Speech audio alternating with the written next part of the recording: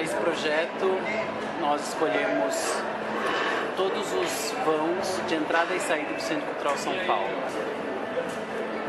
A ideia de ocupação dos vãos de entrada e saída do CCSP é justamente acessar esse limiar de instituição e do entorno. Como que a passagem urbana, os passantes que estão na rua, estão na calçada, estão no metrô, como que eles se inserem no Centro Cultural São Paulo e podem se relacionar intencional ou não intencionalmente. Quando Paulo me convidou para fazer parte desse projeto, o que mais me instigou, sem dúvida alguma, foi a investigação desses lugares de passagem. Os lugares de passagem, eles são meio que bastardos dentro do ambiente urbano, que é muito mais visualizado pelos seus espaços fechados, pelas casas, escritórios, palcos, onde as pessoas se apresentam, constroem suas individualidades. Esse lugar de passagem e com ele os seus passantes reconfigura um pouco o nosso olhar sobre como funciona a urbanidade e como funciona a sociabilidade entre as pessoas. Porque ao mesmo tempo em que nós estamos abertos para esse ambiente em que tudo pode acontecer exatamente por ser um lugar de passagem, nós deixamos a nossa individualidade de uma maneira mais plástica para que ela seja atravessada mesmo por outras individualidades de uma maneira diferente do que acontece na multidão, onde nós perdemos essa individualidade aparentemente. Como dar voz e corpo a esses passantes e essas passagens através da dança, através da ocupação de um espaço arquitetônico como o Centro Cultural, que é essencialmente feito de passagens para que as pessoas circulem. Os espaços escolhidos foram o bicicletário, os vãos do corredor da dança da área de convivência e o piso Caio Graco.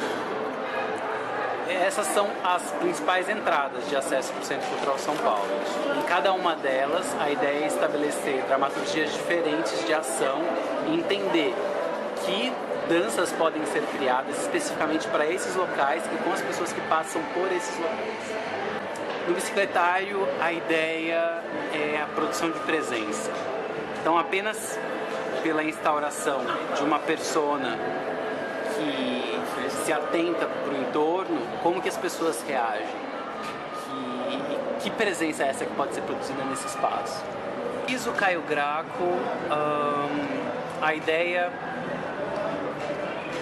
é configurar uma vitrine maneirista. E essa vitrine que protege e coloca o artista numa bolha, em algum campo protegido, coloca essa relação de exposição, e é justamente isso que a gente vai discutir, né? Essa exposição do artista e como que a pessoa se relaciona ainda com essa fronteira, com essa barreira de vida. Nos vãos do corredor da dança, a ideia é um personagem despojado mesmo, que opera na imitação dos passantes e uma dança assim despreocupada mesmo, como se esses vãos, esses que dão para o corredor da dança, fossem uma balada particular, né? Só o movimento dos membros e o deslocamento dos pés vão gerando essa dança que não tem muito código, muita técnica e nem local de ir e vir. Talvez o mais interessante de toda a residência seja o processo. As apresentações seriam apenas uma síntese desse processo criativo, que aí a ideia é levantar registros audiovisuais para que a gente possa sintetizar e conectar, né, essas criações no final do processo enquanto registro, mais enquanto registro do que uma apresentação para palco. A ideia de utilizar a filmagem 360 é, de fato, conceber um bailarino ciborgue, um corpo ciborgue que é anfitrião desse espaço do Centro Cultural. Então, é uma câmera bem pequena, que seria instalada, acoplada no topo da cabeça do bailarino.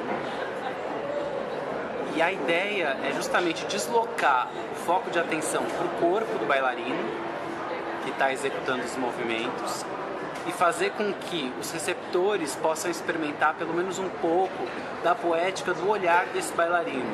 Então, por onde esse globo ocular transita, por onde outras partes do corpo desse bailarino transitam, isso que é interessante de ver, para assar o foco da internalidade para a externalidade. Então, o que a gente espera de registro audiovisual no processo final não é o corpo do bailarino ou o que ele fez de interessante dançando, mas sim o que os trajetos e percursos do olhar dele desbravaram no centro cultural, ou seja, os lugares internos do centro cultural, secretários, a área de convivência, o piso Caio Graco, mas também o entorno, os jardins do lado de fora, a arquitetura, a Rua Vergueiro. Depois do processo de residência, a intenção é disponibilizar todas as filmagens já editadas e pós-produzidas no YouTube. Então já existe uma plataforma no YouTube que suporta vídeos 360 graus, filmados em 360, e é uma plataforma bem interativa. Os usuários vão poder selecionar no próprio vídeo que parte de toda essa filmagem 360 eles vão querer assistir. Nas apresentações finais, que seriam 3, a ideia é ocupar a área central do espaço de convivência, da área de convivência, ao lado da escada, naquela arcada, deixar um cubo, que na verdade é um monitor de 4 faces, e nesse monitor, em cada uma das faces, a gente coloca separadamente o que foi criado em cada um dos espaços de vão que foram ocupados. E em cima desse cubo, esse corpo ciborgue, faria uma performance que sintetizaria as experiências em todos esses espaços, o secretário, os vãos e o piso Caio Graco.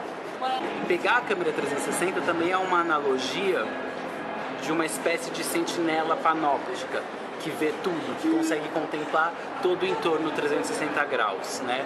Um bailarino que consegue ser tão andeor que ele se abre e o olhar dele, a visão dele também se amplia para todo o entorno. É uma ideia de representar essa ideia do habitar atópico, que é esse habitar de todos os lugares, onde o lugar não é mais definido. Que agora, com o aparato das tecnologias digitais na rede social, a nossa ação no mundo, ela se amplia muito mais. E a ideia é justamente essa. Com essa câmera digital 360, poder ampliar a ação do bailarino.